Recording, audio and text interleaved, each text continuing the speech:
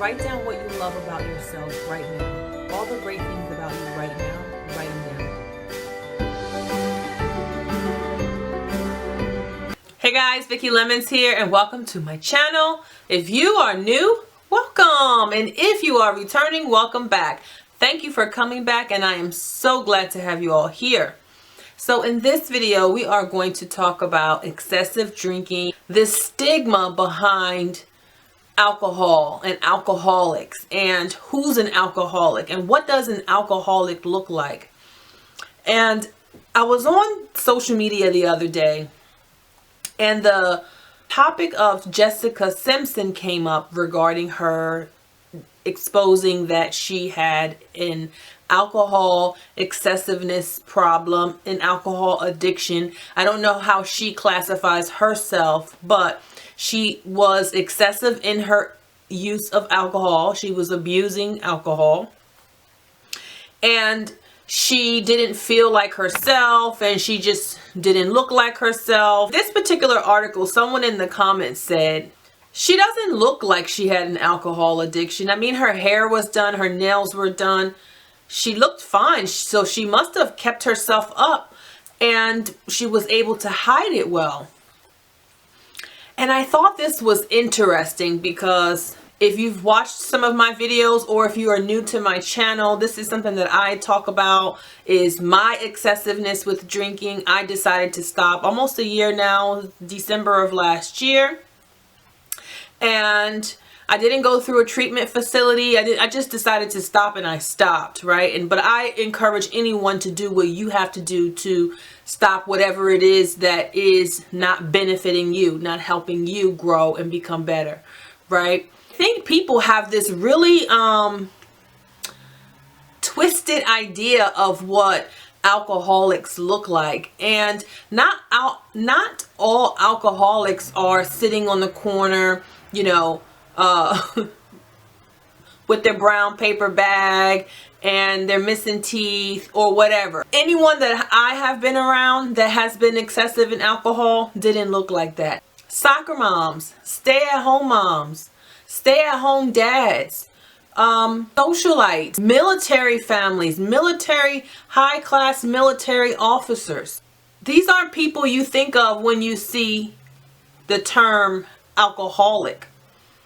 But me personally, the people that I have been around that I personally know that were excessive in their drinking and then later came out to claim their own issues with alcohol, then later got sober, they were all upper middle class or higher. And the sad thing is a lot of them couldn't get the help that they needed because of where they were in their class, because it's frowned upon, because people like that should just have their stuff together, right?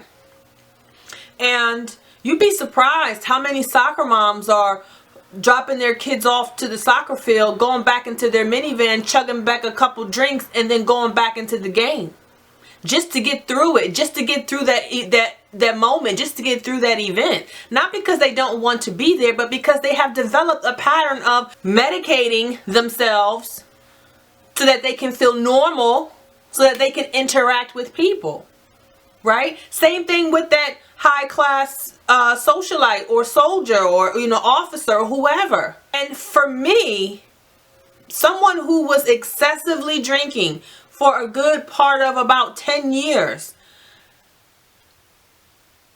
I had thriving businesses. I taught fitness classes.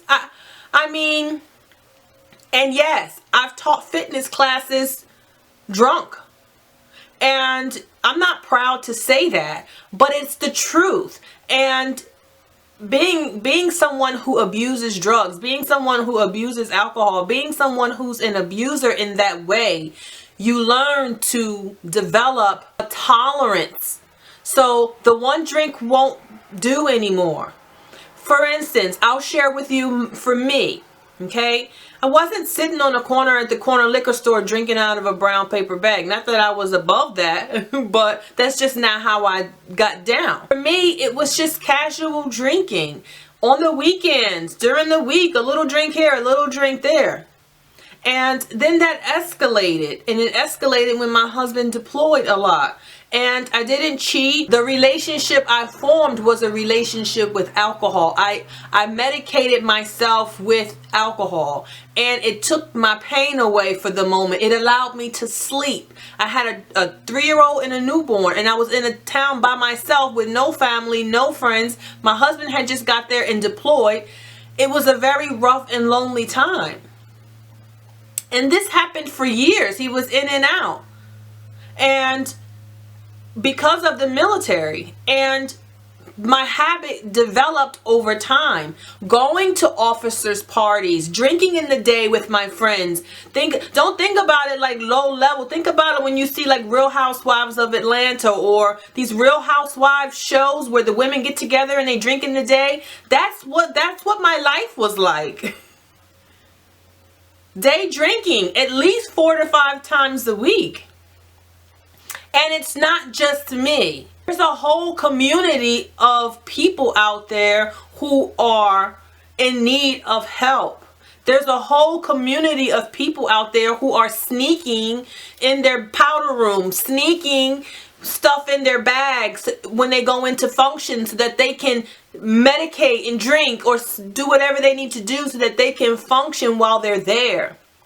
We have to take this stigma away from what alcoholism looks like, and also the stigma of if someone says no, they don't want anything to drink, it doesn't make them an alcoholic. They don't want to put that poison in their body.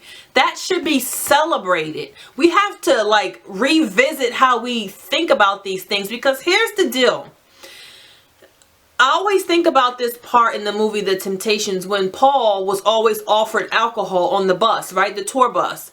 And he always would say no, but then he finally gave in and said yes. And then Paul's behavior spiraled out of control and he became an alcoholic.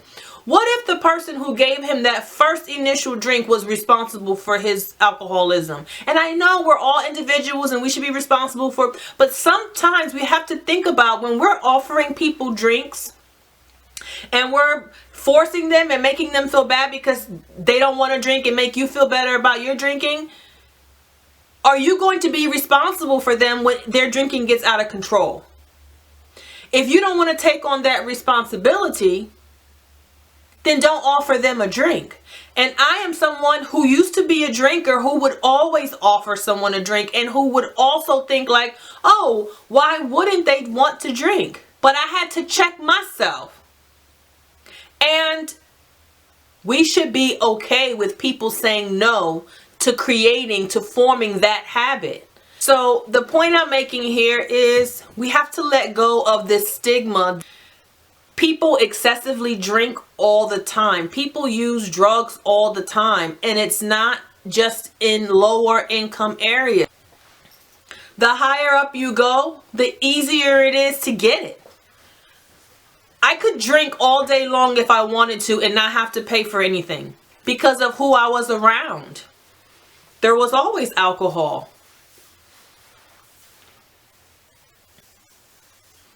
It's just something to think about. That soccer mom that's getting toasty before that game, or football mom, or that dad that, you know, he's getting right before he has to go into that meeting. It's not just who people think, and people get really good at hiding that side of themselves. Sometimes when people are in that mode, they're conflicted with themselves. So they get really good at hiding. They hide who they are so that they can pretend to be what they need to be for the moment. But who they are inside is really hurting and really broken, because anytime anyone has to alter their chemical imbalance to encounter other people, something's going on there. And if I have to drink to enjoy the company of other people, if I have to drink to be comfortable in a social situation, if I have to drink before I go into this meeting because it loosens me up and it lets me, something's going on there. For my people who are getting toasty in the middle of the day, and all I'm asking you to do is don't drive. If you hear this message, please don't drink and drive. 9 times out of 10, you won't be the one to be injured. Everyone else will be. Don't drink and drive. As always, guys, I really hope you've gotten something out of this message. I hope that it brings some awareness to the fact that alcoholism, using drugs, excessiveness, however it falls into your world and in what category it falls in for you, people function. I could look exactly like this and be tipsy inside. You would never know. You would never know. I used to be able to function, work, run a business, teach classes. I could drink 2 bottles of wine a day. Chardonnay. You would never know. And that, you would never know.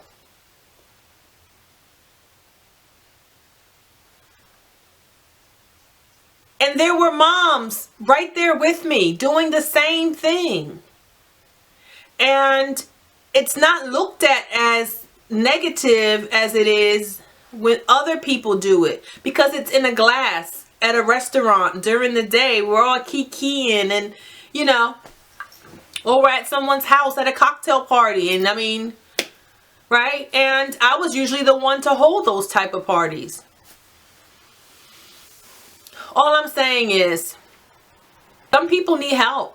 And they can't get the help they need because there's this stigma on how people should look before they need help. They should look ran down and busted and be falling all out drunk before people say, oh, then it's negative. It's like, look at her. She looks crazy. She needs to get some help. Right? But what about that time in between? No one was paying attention because her hair was done or her nails were done and she was able to speak clearly, because her brain got altered so much over time that she speaks clearly, because this is the juice, the mommy juice, right, we call it, that helps her be that person. That's not even who they really are. When I was excessively drinking, that's not who I was. I had to relearn who I am over this past year. What do I really like? Who am I really? Down to everything. I had to learn me, because the way that alcohol works is it changes the way your neurons and all that. I'm not a brain doctor, so I don't know the correct terms, but I do know it neurologically messes you up. So who I was just a personality that formed from my drinking.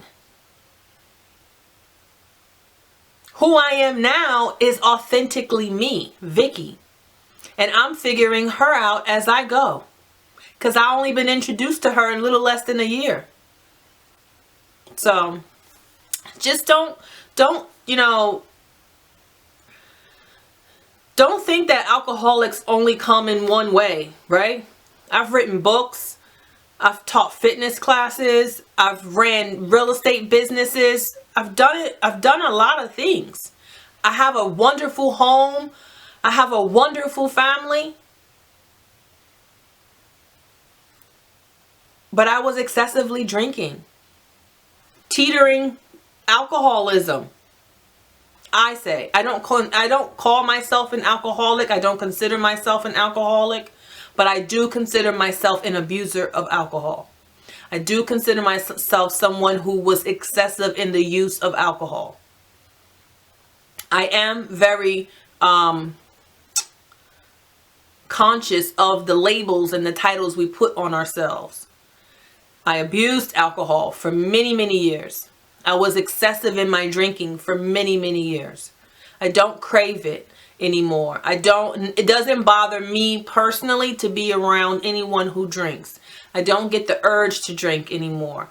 It just doesn't have its space in my spirit anymore. But I know that's not the case for everyone. So how anyone needs to like label or call, whatever you need to do to get through your healing is what you need to do. This is how my process went. And like I said,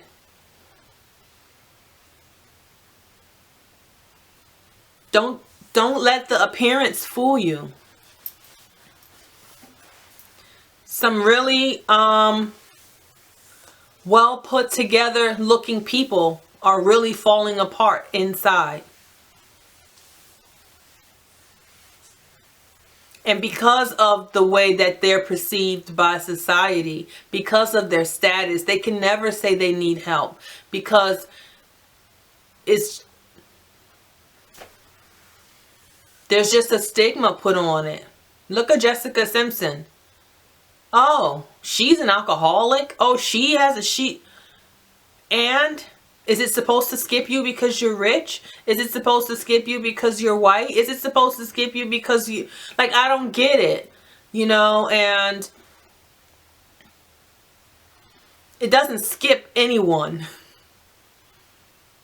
It doesn't skip anyone.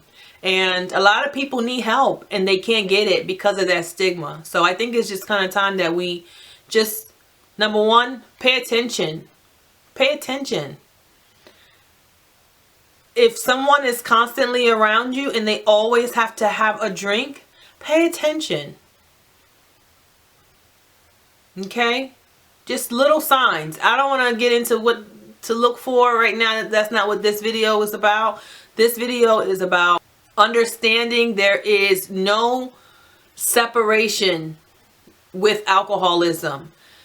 Very high class all the way. There is no gap.